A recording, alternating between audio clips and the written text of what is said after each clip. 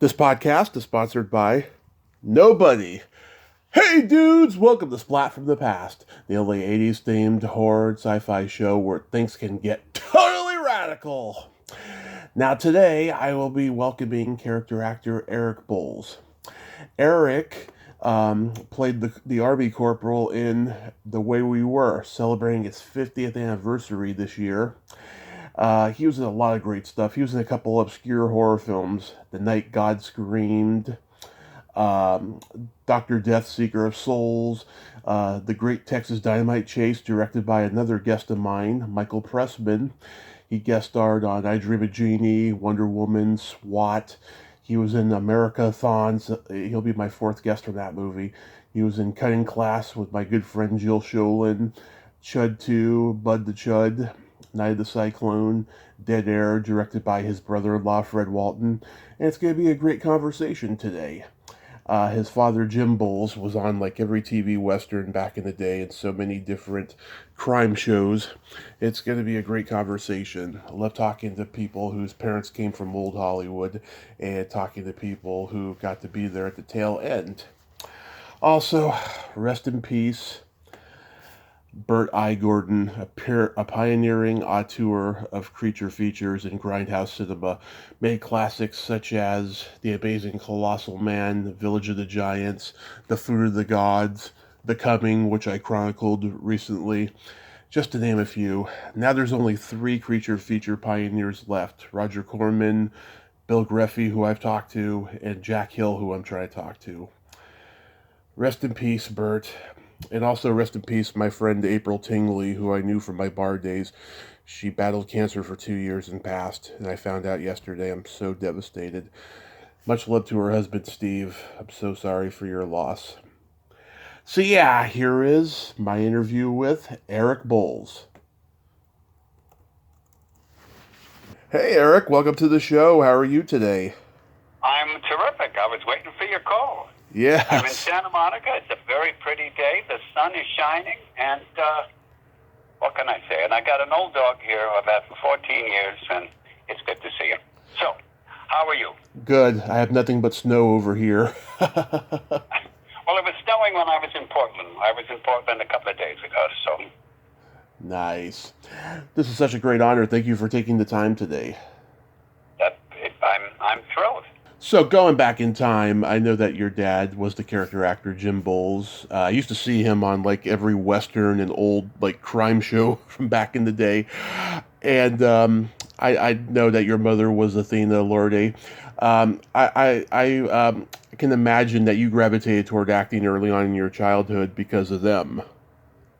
And my sister was an actor. Yeah, we were a family of actors. We used to do the Cape Cod Melody Tent.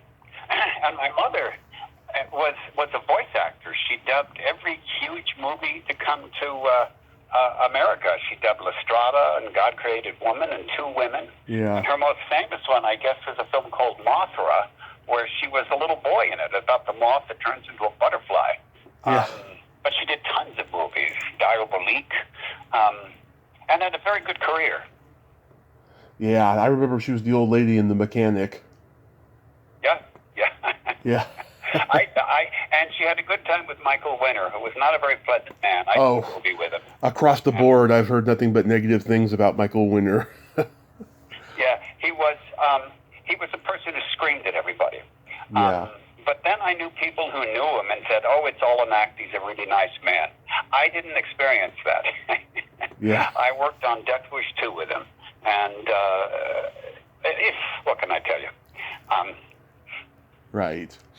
So did you do school plays and community theater first? I am right now directing an original play, which is a musical, and we're hoping it's in Portland, and we're going to put it up. And I'm very happy with it.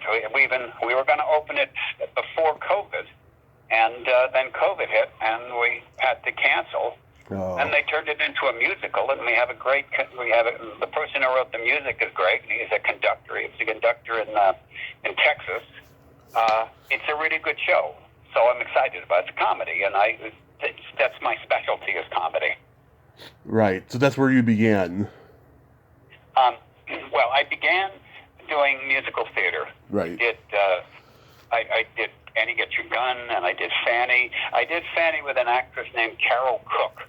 Mm-hmm. Yeah. Fast. And the interesting, I can tell you how long ago it was. There was you know who David Canary is? Yep. David Canary was a chorus boy in the show. So he grew up, grew old, and died. That's how long I've been acting. He's versatile. Yeah, I mean, you say how long? It's too many years, you know. Too many years. And then I did Fanny, and I did Peter Pan, and I did a bunch of shows. In the '60s, there was the mid '60s. There were theaters in the round, and you got to meet everybody. That's how I got to know Buddy Ebsen and Juliet Prowse, and I got to see every show, and it was a good way to meet actors from the past.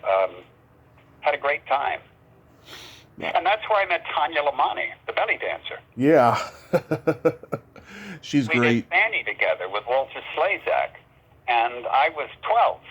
Although I told her I was 14 because I didn't want her to think I was a little kid. And I was thinking, wow. But what a terrific lady.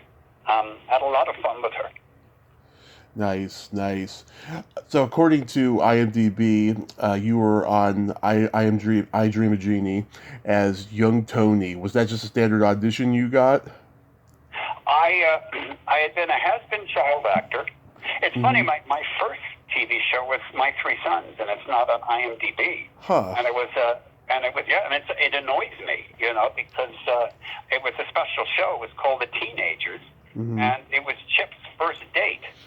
And my friend he goes off to get something, and my friend takes the date away. And when he comes in, I make fun of him. And it's not on IMDb, but there's a lot of stuff they don't put on, which is interesting. I'm stunned that they know the certain things they know, like The Night God Screamed, and films like that. But we'll go back to I Dream of Jeannie. My agents called and they said, "Would you like to come in?" I hadn't been on an audition for a long time because I grew 6 inches one summer, and that ended my kid career. Yeah. And all of a sudden they called, and I went in expecting not to get it because I wasn't 18, and I got it. And I played Larry Hagman. And Larry Hagman, at the time, was constantly stoned and seemed very unhappy. Yeah. And he never spoke to me, and he wore sunglasses. But years later, believe it or not, I went to Keith Moon's 29th birthday party at Alan Carr's house, and Larry Hagman was doing Tai Chi and smoking a joint. And he couldn't have been more friendly. Yeah, I heard. My only regret is I didn't say I played you in I Dream of Jeannie. I just, I just had a hit of his joint, and we did some Tai Chi. And that's the end of that story. But it was packed. At one point, I was sitting between Joe Cocker and Alice Cooper. Wow. And Ringo came up, and I was thinking, this is something. This is quite the party. Oh, when was that? It was either 1975, 1976. And it was Hugh Hefner was always there, but it was Hugh Hefner in a suit with Barbie Benton. Mm-hmm. And he was fine. He wasn't really approachable unless you were a gorgeous woman. Yeah. And then Burgess Meredith was there, and he loved to dance. And he would go up to every woman and start dancing with her. And Olivia Hussey. One time Linda Blair was there. One time George Burns was there, which was fun. And Milton Berle. Wow. It was a fun place to be. I mean, it was like Alan Carr had these great parties. Mm-hmm. And you met everybody. And everybody was drinking and schmoozing. And I was young. What can I tell you? Yeah. If that was like 75, 76, that's when Alice Cooper had 75, 76. That was when Alice Cooper had the Vampires Club, the Hollywood Vampires Drinking Club. Yeah, I don't remember that. there was a thing called the Doodah Gang, which everything, people come and go, you know what I mean? And if there was the Vampire Club, it's sort of like there was a period with Drew Barrymore's mother, and that was a whole group of people. But ultimately, that was almost a sad group because they were partying, and all of them weren't necessarily very famous. And there was lots of drugs. A lot of hanger-ons. And hanger-ons, but also a lot of really young people. I mean, people are getting in so much trouble today, but back then you go to parties, and there was one really sweet girl. She was about 13, and she was at all these parties. Her mother, I won't name names, but I found out years later she became a table dancer, and she OD'd on drugs like when she was 23, 24. And I remember thinking, how sad. But it was, we were coming out of a real conservative time, and then the 60s came, which was a lot of fun. And it was the whole make love, not war. But it did, and it was cheaper. And LA was wonderful. It was dirt cheap. But it was maybe, maybe a little too decadent, to be kind. Yeah, well, it got worse by the 80s because cocaine was everywhere by then, you know. Yeah, well, cocaine was fun until you realized it could kill you. Yeah. No, you know. Cocaine. The good thing about me, I never was rich enough to buy it. Yeah. Yeah, Robin Williams, he had that joke, cocaine is God's way of telling you you're making too much money. Making too much money. See, God told me, don't make money. Don't make Yeah, but, you know, and because my parents died young, and they both died in front of my face, opening nights of plays, I became much more conservative with my health. I've always gone to a gym. I don't smoke. I used to love martinis. I don't like grass. I mean, I did a little bit, but I don't. It gives me anxiety attacks. So, so good, I guess. Next comes Cold Turkey, which is Norman Lear's like only theatrical comedy. What was it like to work with him? It was. I'll tell you, this is an interesting story. I was a child actor, and the first student film I did, I was in a production of Hamlet, and the stage manager said to me, my roommate, this is 1967, he's a real talented guy, and he needs an actor for a film at USC. And I said, would you do it? And I said, sure. And he saw the play, and afterwards he drove me to USC, and we shot all night, and he was a delightful guy. And I was 15 and a half, but I told him I was 16 because I didn't want him to think I was a dorky kid. Like, that would make a big difference. But it wouldn't have mattered if I'd been 10. He talked to me like I was an equal. And afterwards, we talked movies all night. And he gave me a gift after the shoot. And that was Steven Spielberg. Yeah. And he was my first student film. My first feature was Norman Lear. The problem with Norman Lear was it's his first feature, and he was 47, and that was his break, and he wanted it to be good. And it would have been a better picture if he had done it 10 years earlier. I think it was like it was a dream of his to direct, and he was. It went on too long. I mean, they were over budget. And he had great people in it. Believe it or not, I was like a co-star in it. And when it came out 2 years later, I was cut. The whole sequence, I was Dick Van Dyke's son. Yeah. So when the film came out, I'm in a couple of sequences, but that's it. But Norman Lear's a very nice man. You know, he's a brilliant producer. Yeah. He's a brilliant producer. He remembers me as Dennis, the character's name in the film.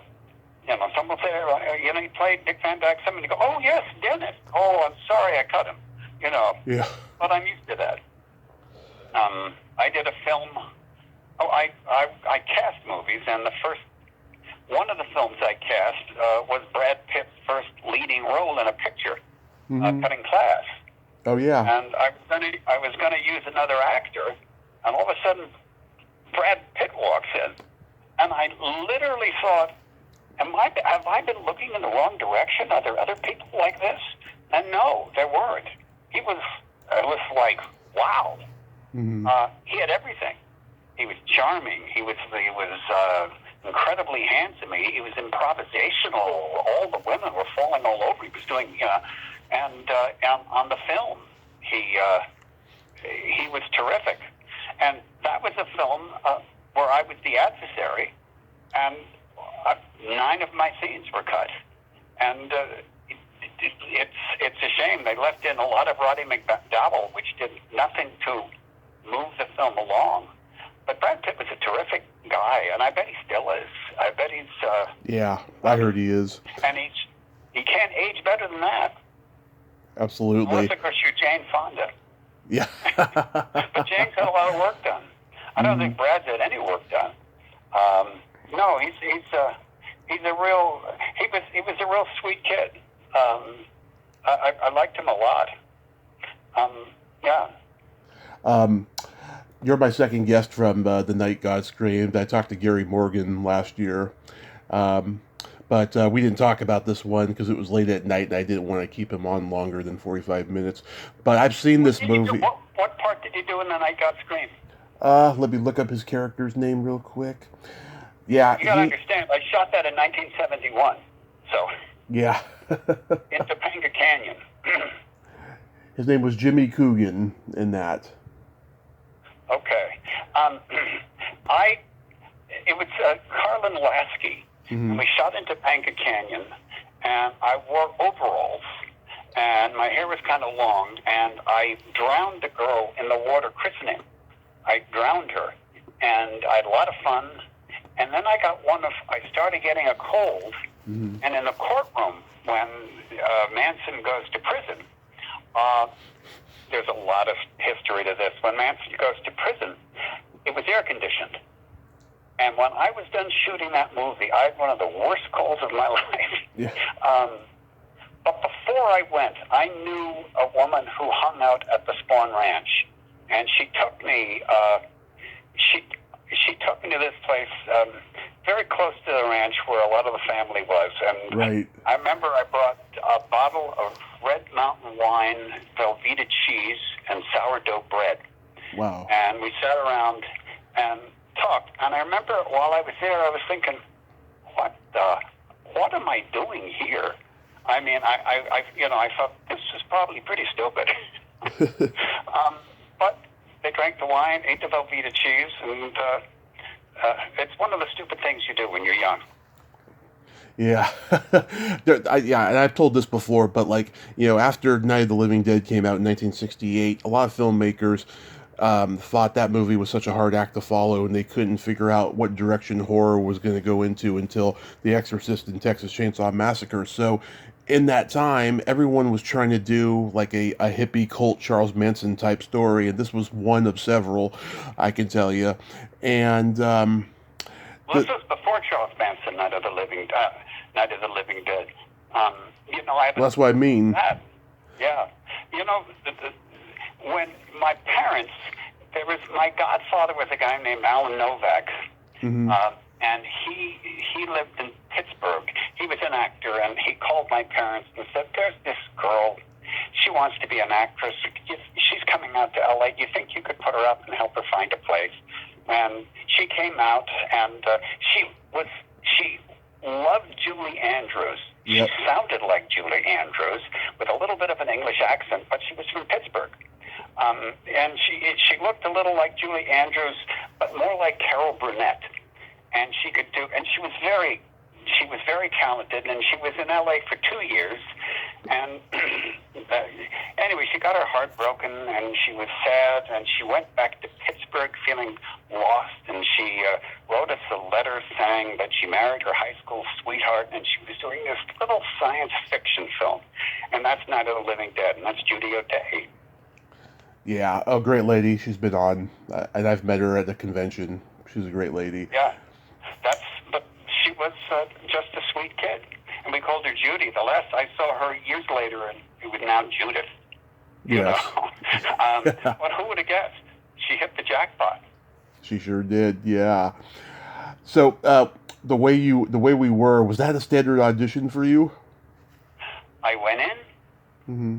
I'd been in Europe. I'd been working on a film uh, in Europe, which was never released, at least in the United States, and Yugoslavia. And I came back. I was going to Cal Arts, and they saw a picture of me from I Dream of Jeannie. Mm-hmm. And the picture of me playing Major Nelson, and they called me in, and I was meeting the producer, and I've told this to students and other actors when I've taught. At the time, there was no computers, but I was a film collector, and I had every screen roll, and I looked up all the things he had ever done. And he hadn't done much, but there was a few. And I went in, and when he introduced himself, I said, "Oh, my goodness, yes, you worked on this and this." And he was so flattered that I got the job. Mm-hmm. And I worked 2 days on it, and 2 or 3. It's not that big. It doesn't look big. You know, you drop the popcorn, you don't see anything. But I opened the picture, and it was huge, and it was very nice. It was a nice experience. Barbra Streisand was nice. I remember it's the first time I ever saw someone eating 2 pizzas as a pizza sandwich, putting 2 pizzas on top of each other, and I thought, Oh, I used to do that. but that was the first time I saw it. I thought, that looks good. And then, you know, I tried to copy it. It never looked as good when I ate it, and it never was that good. But she was nice. She was. I mean, it wasn't a huge part. Let's put it this way: her bodyguards didn't push me out of the way. Okay. Yeah, because her and Redford, they were 2 huge stars at this point, and Sidney Pollack was starting to become a huge director after They Shoot Horses, Don't They? And it was an interesting romantic melodrama that was a period piece about, you know, the pre-war and McCarthyism, and they're both, you know, passionate liberals in real life, so this was like a labor of love project in a way, I guess. Yeah, Redford was how he'd keep in shape, and I actually played. He threw a football around, and I got involved with it. He was super special, but and also he was about as handsome as a human being could be. It was like, wow. Yeah. But that's also true with Brad Pitt. You know, just good-looking guys. And Roy Jensen was the Army captain. He was a stuntman who was a fixture in Clint Eastwood movies in Chinatown and so forth. What was he like? I don't remember. Okay. This was an early film for James Woods. He has glasses in it. Oh, James Woods has done it too, yes. And I got really good billing on that film, and I think it was because of the compliment. Yeah. My billing's above Susan Blakely's. And I remember thinking, God, it only worked once, but... and now it doesn't work because people just go on IMDb and it doesn't work. But that was the one time it did. What can I tell you? And back then, you know... this was during that time when, like, the theme song for a movie would often be better than the movie, right? But they coexist in this case. Oh, yeah. You know? It's a good film. So many people I know saw it and loved it. Yeah, this guy, Tom Santoperdo or whatever, he wrote a book about the movie that just came out recently, and I heard it's good. I gotta check it out. He clarifies, you know, the whole controversy over who really wrote the screenplay. Was it, you know, the guy who's credited, or Patty Chapsky, or Coppola? You know, it's all in there. Well, it's interesting. A lot of times people just they write a score. What's heartbreaking about being a writer is you write something and then a whole bunch of people start futzing with it, and then when it comes out, it's not really what you wrote. But if it's good, then it works out. Absolutely. Then you come back to horror with Dr. Death's Seeker of Souls. Well, see, there you got my dad, you got my mom, you have my sister, and you have me. All 4 of us were in that. Yeah. So did your dad get cast first, and then he said, "Oh, here's my family; they can have roles too." The director was Eddie Ciata, and he was a New York director who knew my mom and dad. We all had, at that point, I think, the same agent, so we all went in. And we all got in the film, and not only that, I even sent him some extras. I love to cast. I've cast movies, and I cast plays. I cast the Arena Stage in Long Wharf, and when we were growing up, our parents always looked for, they always tried to help actors. And it was just one of those things, if we can get you an agent, if we can get you an audition, we will. And I was brought up with that. And also, when an actor gets a job, or an actress, it means so much to them. When I was casting the Kennedy Center. It was LeBlanc's, which was a play written by Lorraine Hansberry, and her husband was directing it. And one of the things I'm most proud of is I brought in Richard Beamer. Yeah. And I was all scared because he was kind of a Hollywood pretty boy, but he'd studied at the Actors Studio. Right. And I did an insight, and he was the cameraman. And I really liked him. He was a really good guy and very smart. And I brought him in. And the guy who got the part was the actor Candyman, who played Candyman. Tony Todd? Yeah. Yeah. He got the part, and he came in. I brought him in too, and he got the part. And the first reading wasn't very good, and I thought, oh well, maybe he's not that good. But then the director let him read again because he was Richard Beamer, and next time he read it was magnificent. I told him that. I said he did a move. He moved in the scene, and he got the part. And it was Eva Le Gagnon's last show. And it's one of the reasons why he cast is it's really cool to give someone who thinks their career is almost over a gig that makes them feel good. I remember when I got I Dream of Jeannie, I hadn't worked in years.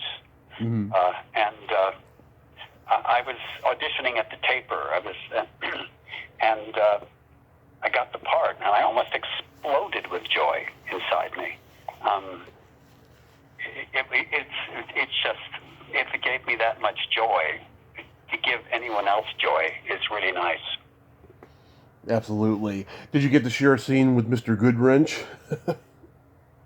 Mr. Goodwrench. Who's Mr. Goodwrench? Barry Coe. He was the spokesman for whatever that car company was. They called him Mr. Goodwrench.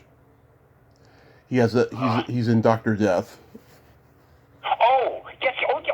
Yes, I did. Yes, thank you. Well, Barry Coe was also poor Barry Coe. He was a movie star at one point. Yeah. He had big dreams, higher than Mr. Goodwrench. Yeah. Yeah, he beat it. He did, but not for me, with Clark Gable, and beat out Burt Reynolds for that part. Yes. Yes. Peyton Place and 300 Spartans, and that's right. Yes, he was. Yes, and he was. I think he was in the. Was he? I think he was in the scene with me. No, and and Mo was in it. Mo Howard was in that movie. Oh yeah. Forgot. That was his last. That was the last thing he did. By the way, he was wonderful. Yeah. So was Larry. And what was cool about my generation was they all were around. You could hang with them. They would talk. Yeah. I saw the Russians are coming with Groucho, and we talked we talked about Andrea Drom, who was the girl in it, because we didn't know who she was, and he treated me like I was just a regular guy. I was only 14. Yeah. I was like 75 or 76, and it was like, wow, I'm talking to Groucho. It was a real treat, and during the 70s. Estelle Winwood and would go to parties, and she'd always wear heels, and she was she loved to party, she loved men, she loved women, she loved everything. Yeah. To be 101, she would always have a shot of whiskey and a cigarette holder, and she'd put her fall on, and she'd flirt. Yeah. Remember one time she asked me if I was going to spend the night. That you'd pray that she would And then she'd bring up Tallulah Bankhead as if, and you'd have to tell her that she's passed away, and she would get sad again. And that was also true with Carlotta Monte. You know who Carlotta Monte was? I've heard the name, yeah. She was W.C. Fields' mistress. Okay. And there was a movie done about her, W.C. Fields and Me. Oh, yeah. And she was... Rod Steiger. Yeah, Rod Steiger, and Valerie Perrine played her. Yeah. She was another woman who was... you'd sit with her, and she'd talk about... And then toward the end, she would... she had dementia, and she'd talk about like she still was with Fields. And she'd talk about the time when Anthony Quinn's son had drowned in W.C. Fields' pond, and how he tried to bring him back and stuff. Yeah. And then she'd talk about she's going to leave Fields because he's not treating her well. And, and you'd sit and it was like time travel. And what was cool was all these people were around. You would, it's weird they're all gone now. It's just, of course, I'm now in my early 70s, so it's like, wow, I'm one of the old guys. And I don't know how old you are, but, whatever age you are, one day you're sitting here that age, and you think, when did this happen? Oh, I'm approaching middle age. I'm approaching 40. Okay, 40. Listen, I remember, 40's gorgeous. 40, I was still carded at 40. I was, although I have to say, which is pretty funny, during the pandemic, I had a mask on, and I went in to buy some wine at a Safeway, and the woman carded me, and she was about 30. Yeah. And I thought, I didn't know what to say, and then as I was driving home, I thought, that's great. Although I was wearing a cap and I had a mask on, but for, I said, I'm almost 70, and she said, anyway, no one cards me anymore. Let's just put it that way. Yeah. I can't remember the last time I was carded. What was it like guest starring on SWAT? They were great. Everybody was wonderful. Everybody was wonderful. The director was Reza Badi, who was a very good director. He was, I can't think of her name. But he was a terrific director, knew his stuff very well. Steve Forrest was a unbelievably friendly guy. Most people are really friendly. Mm-hmm. There are not that many mean people in the business. I've heard people say that Lucille Ball wasn't nice. Lucille Ball was real nice. At least she was nice to me. Yeah. She was nice to me. And someone said Desi Arnaz wasn't nice. Oh, I heard he was a monk. No, he was a really good businessman. He was very friendly. He was flamboyant. My dad worked the Lucy show. Carol Cook introduced me to Lucy. And she couldn't have been nicer. That being said, everyone can be an asshole at times, Oh, yeah. It's just, it's part of life. You're going to be having a bad day, and then sometimes people who aren't nice once, you run into them later. Burt Lancaster can be horrible, and he can be delightful. That was also true with Kirk Douglas. Yeah. But then, if we have our journey. We do, yes. We have our, it's...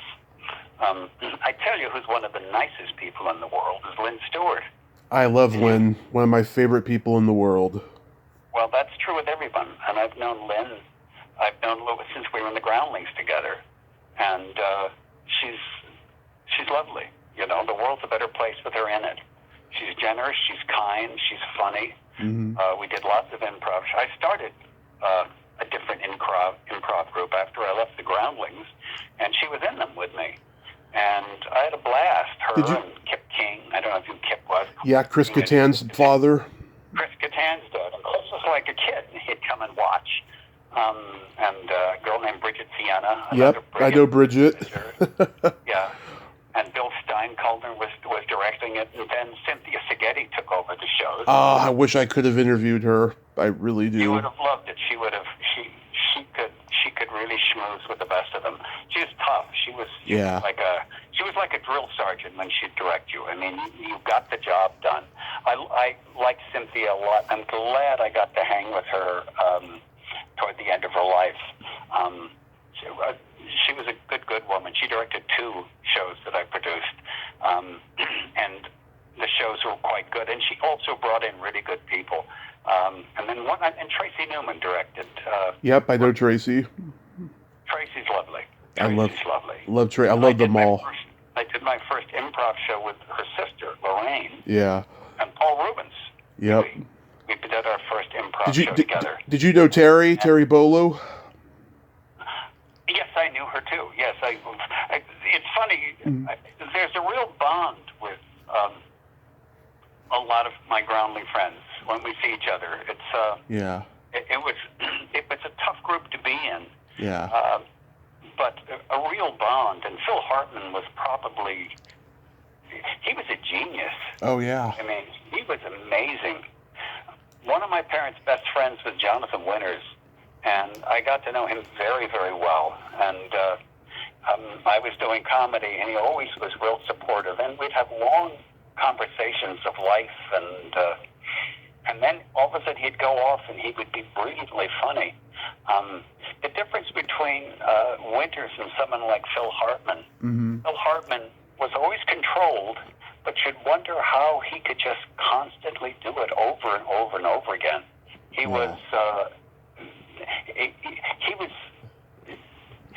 stood above pretty much everybody else in his gift, and he never. He almost was like Bing Crosby playing golf. He did it that easily. He was wonderful to do improv with. Yeah, he was a genius, just a real genius. Yeah, Terry Bolo is one of my best friends that I've made in podcasting. Like, we're very close. We talk on the phone all the time. We send each other birthday and Christmas cards. You know, she's just one of the greatest people, I have to say. Now, are you an actor? Do you improv, or do you? I never did improv. I did stand-up comedy for 10 years, and I've acted in a few things, but, like, I was never a stage guy, you know. I auditioned for plays in high school, and they were all musicals, and I was never good at singing or dancing. So, and I never liked the business side of acting, so I've only done it as a hobby, really. Well, I taught acting well over 20 years. And I have wonderfully talented people, and very few remain. After a while, they just say, I don't want it. And then sometimes people get very lucky. You know, I mean... Yeah. Or you're just very handsome. David Hasselhoff. I did 3 shows with him. I'm no David Hasselhoff. Yeah. And he's a very nice guy. And his daughter was a student of mine when I taught. Oh. But one of the nicest guys in the world.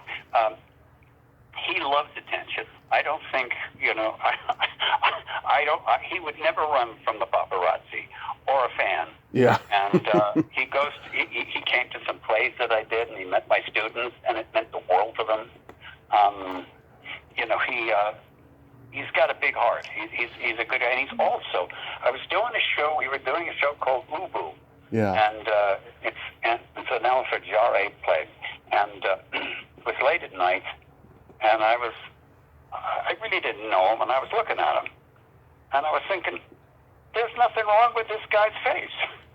We all have something wrong with our face. He had the perfect face. He was taller than me, had the wavy hair. He could grow a mustache. I was young. I was 20. He had the dimples on the chin and the cleft and the nose, and I was thinking, fine lips. Like Paul Newman, I'm thinking, wow, how'd he get all those things? Yeah. And that's when he came to town. The poor guy must have struggled a month or two before he got something, before he got the soap opera. I saw a picture of him. I saw a picture of him doing Hamlet on stage once. I was like, what? Yeah. Well, maybe he wouldn't be right for Hamlet, but yeah. He sure was.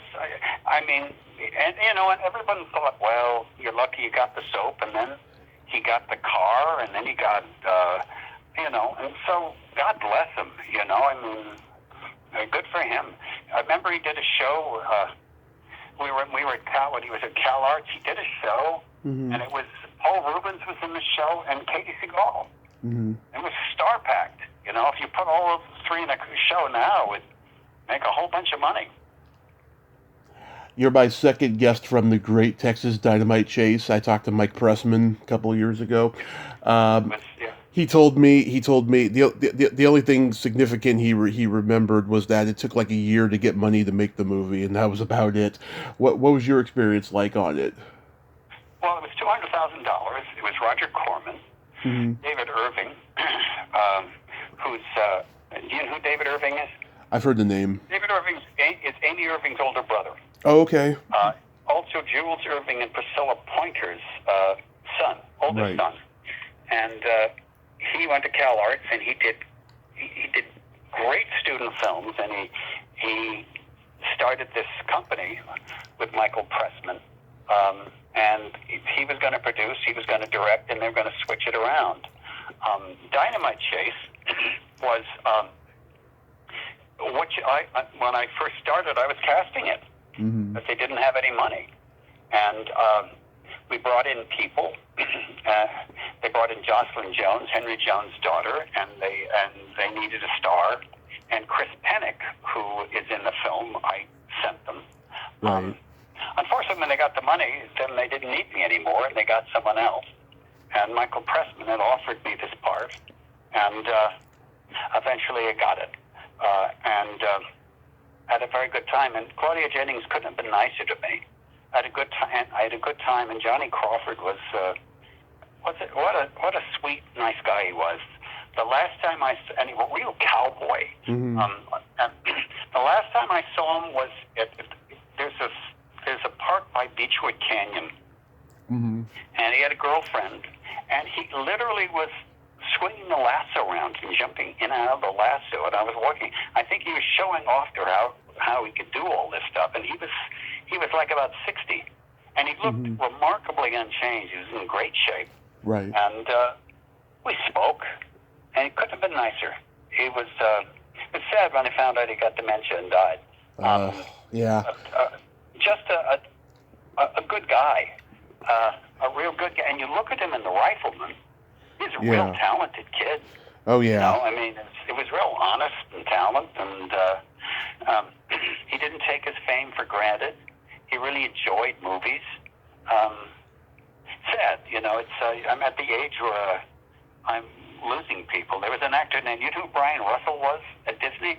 Brian Russell. That sounds familiar. Brian Russell did the film Safe at Home with Mickey Mantle and Roger Maris. He was in Babes in Toyland. He was in Okay, yeah. My Birdie. He was a little kid. He was in The Detectives. Well, we tested for a picture. When I was doing Fanny, I got good reviews, and I tested for a big film at MGM.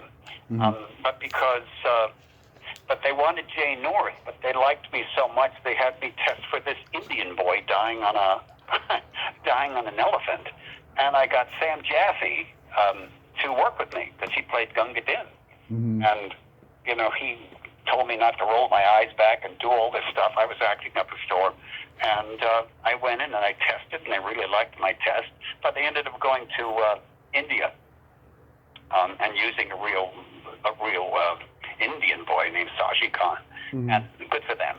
I mean, although I would have loved to have done the movie because it was even a series back in the 60s. What ended my childhood career, which is kind of funny, and it's I went in for this movie at Disney, and it was the summer I grew 6 inches. And they measured. I read for this film, and they brought me back. And then I was going to meet the director, but before I did, the casting agent said, "We got to measure you all." And she measured me. Anyone over 5'7", and I was 5'7" and 3/4. And the other actor ran in, and as I was leaving the office, she said, "Don't feel bad, Eric. You'll be a leading man." And I left Disney. And that kid that ran in was Kurt Russell. Yeah. And if I ever run into him, I think he's my height. So good for him. And he's a wonderful actor, so I don't begrudge his. He also had a Disney look. Yeah. He was great. I never saw this series, Arc 2. It was like a sci-fi superhero series. It was Ted Post directed that. Yeah. It was, and my dad was in it. It was one of his last parts. He had one leg, and he had an addiction to cigarettes he couldn't quit. He also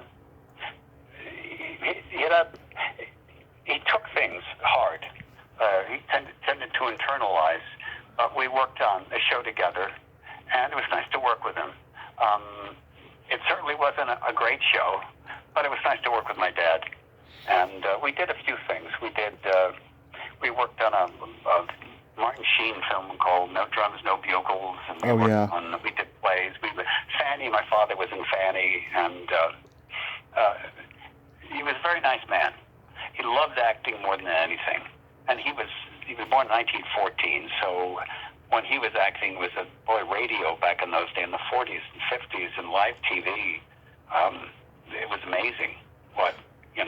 Yeah, he'd be on like The Untouchables or Twilight Zone or something. Yeah, Twilight Zone. He did a few Twilight Zones, and back in those days too, you could just go to any studio.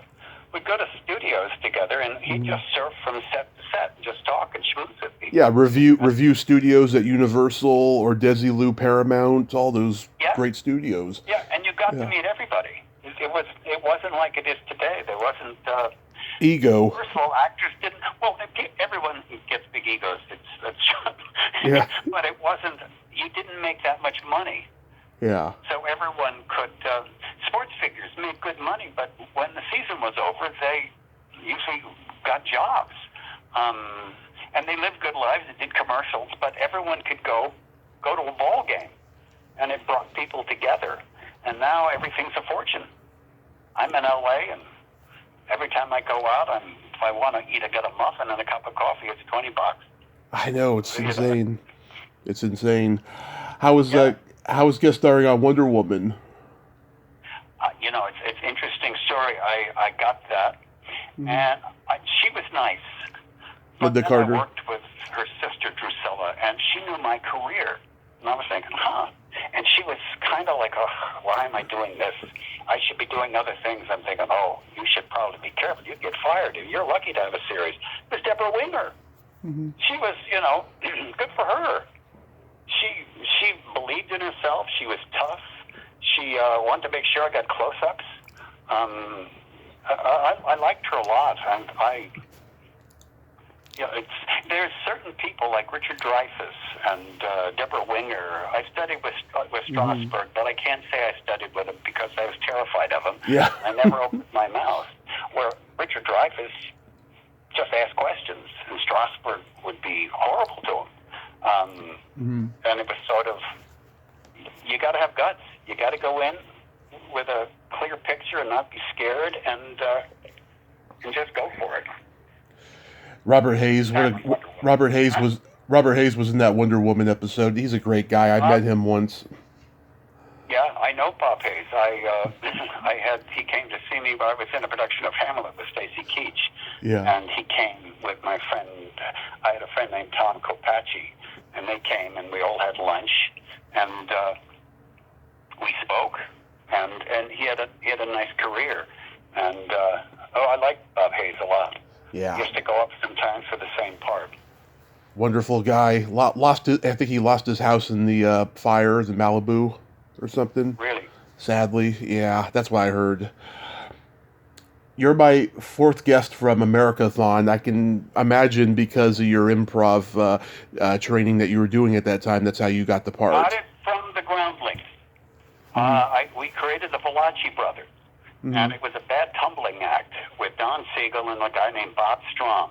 Yeah. And we were the Valachis, the Flying Valachis.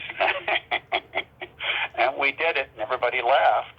I did this, and because of this movie, I was shooting a film called Johnny, which was it was about a girl named Johnny. I think her name was Johnny Erickson, and she'd been it was a Christian film, and she dove into a pool and she broke her neck, and she painted with her mouth. She did drawings, and it was her life story. Burt Remsen was in it, and I was on this film, but she was constantly sick, and I left to do Americathon, and they recast me. Yeah. Phil Proctor, Mike Mislove, Zane Busby. I've talked to all of them about it. And, I used to see this movie on cable all the time when I was growing up. So, I always thought it was a funny movie. It is a funny movie. It's a good movie. There's not much of us in it when the film finally came out. But it was a gig, and a gig is a gig. You get some money and you get residuals. I had done 3 things. I got 3 jobs in a row. I got that. I got Charleston, which was going to be a series, and an Americathon. And we did Charleston, and I was hoping it would be. They were hoping it would be the Gone with the Wind for television, and it wasn't. It was pretty dreadful, unfortunately. Although Mandy Patinkin was quite good in it. Mm-hmm. Oh, he's good in everything he does. Yeah. How was working with Gary Busey on Eye of the Tiger? He couldn't have been nicer to me. Wow. I mean, I've heard horror stories about him, but he couldn't have been nicer. He was a real good guy. I had a really good time. Everybody was nice to me. Mm-hmm. I had a nice time. Hey, it always, actors, and Dick Van Patten used to tell actors this, God, if you're working on a film, how lucky you're being paid. They're making you up. They're feeding you. You have to learn a couple of lines. You make a whole bunch of money. Mm-hmm. Don't complain. When I hear actors complain about some stupid movie they did, I'm going, well, were you being paid? Were you, how lucky? Would you like to work at the market? Yeah. Would you like to be parking cars? Yeah. How lucky, Mm-hmm. That's sort of how Dick Van Patten was. And Dick got me a job. It was an Insight, and I worked with his whole family. But Dick was a friend of my family, and it was a wonder. And that's where I met Beamer, was on the Insight. But they all were in it. It was Dick and Casey, and I think Talia Balsam was in it, and every Van Patten known to man except Joyce was in this one episode. The only Van Patten I've interviewed is Nancy Vallon, who's married to, I think, Timothy, if I'm not mistaken. Yeah. Yeah. No, not Timmy. She's married to Nels. Nels. And Timmy is not Dick Van Patten's son. Timmy is Dick Van Patten's half-brother. Right. Dick Van Patten's father married again, and they had Tim. And Tim is younger than Nels. And Nancy Vallon came in for she came in for Cutting Class. Mm-hmm. And almost got it. And I liked her a lot. And anyway, they've been married now they've been together for, over 30 years. I'm good friends with Jill Sholin, who was in Cutting Class. Do you have any good anecdotes about her? Well, Jill Sholin worked with my brother-in-law, Fred Walton. Yeah. And Fred thinks she's a wonderful actress. Fred likes her a lot. He used her, and is a big fan. She told me that that sequel to When a Stranger Calls, that's like her favorite role she's ever done. Yeah, in the original script, and it would have been better, but she dies, which would have made sense because she gets shot. But they didn't want to have a bad ending, so they. But I think it would have been better because it was sort of like, geez, you get shot in the head, you usually die. Yeah. And also he had a person who could go into walls and be invisible. I don't know if the budget allowed it, but the original script was. That's one of the things I think that frustrated Fred so much, was the fact that he could never quite get what he wanted that he wrote, because he wrote these films. He wrote the original When a Stranger Calls, and I cast the original short, which is what made him, got him the gig on directing the picture. He showed it to Alan Carr, and scared Alan Carr to death. Yeah. I've talked to many from Chud 2, Bud the Chud. I'm sure you're just That's David Irving's movie. Yeah. I've done all of David Irving's. I've done a lot of him. David's a wonderful guy. But continue. Are you embarrassed by this movie? Because the others certainly are. Well, I'm never embarrassed by movies because it was a gig. Yeah. And also, I was basically cut. Yeah. I was, but hey, I was married. I had a son. He gave me a job. good. It's sort of like you got to make money. Yeah. I mean, the deal is and then you get residuals. I would have liked it. I would have liked to have had a better part. But the only thing wrong with a film that's bad is if it's boring. Right. There are lots of really bad films, but if they're not boring, then they're goofy and fun to watch. If they're boring, it's like, you want to go to sleep. There's a film that came out last year, got panned. It's a terrible film, but it's one of the great comedies, I think, and that's the one with Halle Berry, Moon Landing or Moon something. Okay. You know the one I'm talking about? I vaguely know what you're talking about. Yeah. Of the moon spitting up on Earth, things flying out of Earth, out of the moon and landing on Earth, killing everybody. Mm-hmm. And then Halle Berry, and they fly up and they stop it, and it's not a comedy, but they're playing these scenes so seriously. Yeah. I was watching it one night. I was laughing my head off, and I found it much funnier than Don't Look Up. Yeah. I found it much funnier. Don't Look Up, I found everyone trying to be funny and winky. This, they're trying to make a serious film, and it's delightfully funny. And I've told people about it, and they watch it, and they roar with laughter, too. So it wasn't just me. If you want to have a good laugh, watch that movie. Oh, I sure will. Yeah, I didn't even see Don't Look Up, but I heard everyone talking about it. It's like, what's this movie about? Because I was trying to read reviews on it. I was just like, I don't totally get it. It sounds like a meta movie or something. Well, Don't Look Up was a comedy. Mm-hmm. The problem is, you get a bunch of movie stars doing it, and they all think they're being so funny and clever, and it's funny. But the trick to comedy is, don't try to be funny. It's just got to be funny. The situation is funny. Some people are just funny. This film, the other one, and I never can remember the name, but it's about the moon spitting up on Earth. Mm-hmm. To me, it has every cliche known to man. Right. And I look at Halle Berry and the other actors acting their heart out. They're probably thinking, maybe this is the one. Maybe this is the one that will be the big roaster of all times. And you look and you go, oh, you want to hug him. You know what I mean? Yeah. And I love Halle Berry. She's a wonderful actress. She is. Yeah. I tell you, how you can tell what people are like.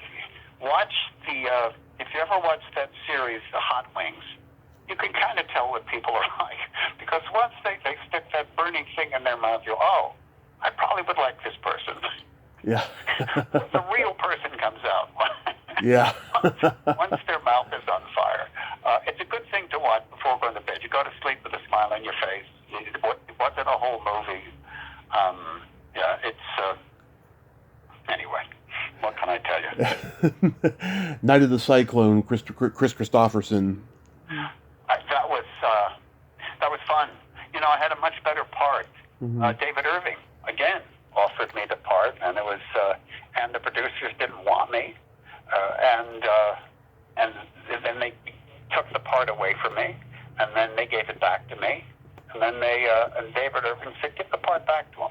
That's how loyal David is. David's one of the really good guys. There are not too many people like that, and David is. I like him. We're still friends today. I like him, and I love his wife, Susan. Anyway, Chris Christopherson what was fascinating about that was I always had this image of Chris Christopherson being this big guy, and he's about 5'10". Yeah. He looks great. He's a big guy. And he might even be 5'9", for all I know. I remember I was taller than him, and I was thinking, wow. Because I had this feeling of big burly guy, and he was very slender, in very good shape. But we shot it in '89. That's a long time ago. But nice. Unfortunately, it was done in South Africa, and when it came out, they dubbed it in South Africa. So I'm dubbed, and the voice is very much like that. Yeah. Well, hello. And I'm thinking, oh, okay. He went to the same high school I did, San Mateo High School. Uh-huh. Yeah. He was class of 54. I was 2001. Your brother-in-law Fred Walton directed you in Dead Air. I love this movie. I remember when it first aired on Showtime. I thought it should have been a theatrical mainstream movie. It's so awesome. Did you get to work with Gregory Hines? Yes, and he was delightful.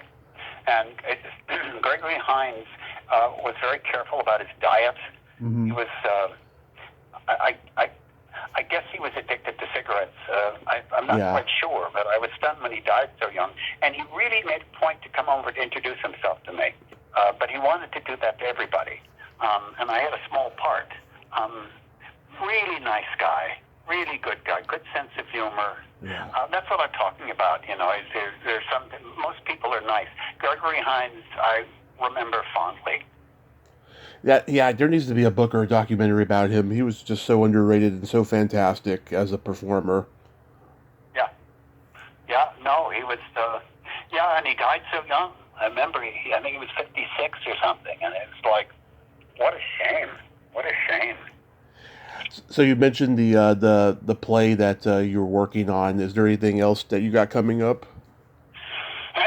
Well, I live in Portland, Mm-hmm. so I don't really get that much. I really want to direct. I like directing. I directed about 3 shows up in Portland, and I like directing. I do have an agent, but you don't. I don't get anything. But the play, it's original. There are people in Boston who are interested. They love the music because the music is terrific. The premise is it's a sloppy Jewish man and a homosexual Muslim sharing an apartment in New York. And the Muslim's family is, they don't know he's gay. And the Muslim family are coming to New York to bring a wife for him. And he's trying to do something about that. And when it's a little like Odd Couple, but it's different. And I've directed Odd Couple and female version Odd Couple about 4 times. So I know, I kind of know the basis for it. And it's been tough because of the pandemic, but I'm quite excited about the show. Awesome. I'm trying to think how I can frame this question because I've asked it a lot, but like, do you get a satisfaction directing and all of that you don't get when you're actually acting? Yeah. Well, what's nice is the control. What's nice is what's nice is getting a bunch of people together and putting on a show, just like Babes on Broadway. It's a very nice thing. I saw a movie last night. I saw Tar, and her performance is she's such a gifted actress. Mm-hmm. I don't know how. I mean, in the old days I could memorize. So I mean, there's about 1/3 of the film she's speaking German, and you think she's German. I thought, wow, did she just do all that work?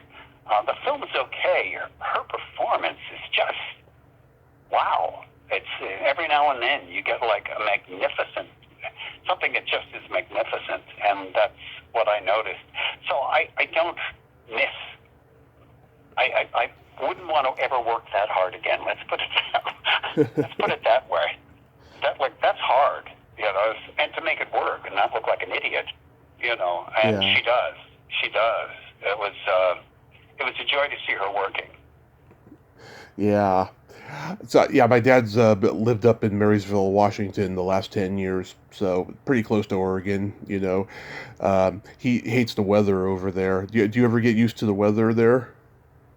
Well, the weather right now is okay. Although I have to say it's not that bad. It just rains a lot. But I lived in LA for years, and I miss the rain. Although now it's raining in LA. Yeah.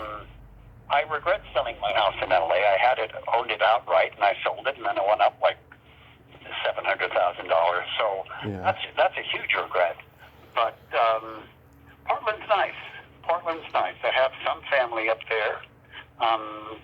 I do miss LA because I miss my friends. If I had to do it over again, I wouldn't have. But it's just life, you know. We do things. I went to New York at a time where I could have been in a play with at the Amundsen. I could have been in Macbeth with Heston, but I went to New York instead. It's always retrospect. Oh, always retrospect, yes. We have a couple of mutual friends that say hi, Darcy Sheen and Maisie Hoy. Oh, yeah. Maisie and I were in the same writers group, and we were really good buddies. I haven't seen her for a while. She's a wonderful family. Yeah. And Darcy's a sweetheart. We did a play together, and I had a lot of fun with her. They're great. They're really great. Yeah. I talked to Maisie for like over 2.5 hours back in November, and she was just great the entire way through. And Darcy, I talked to a few months before that. Yeah, great people. Great people. Yeah. Eric, thank you. Eric, thank you so much for coming on and sharing all these great stories. And I hope the play goes well and that you have a great rest of your day and be safe out there. I will. Thank you so much. My pleasure. My pleasure. Bye. Bye-bye.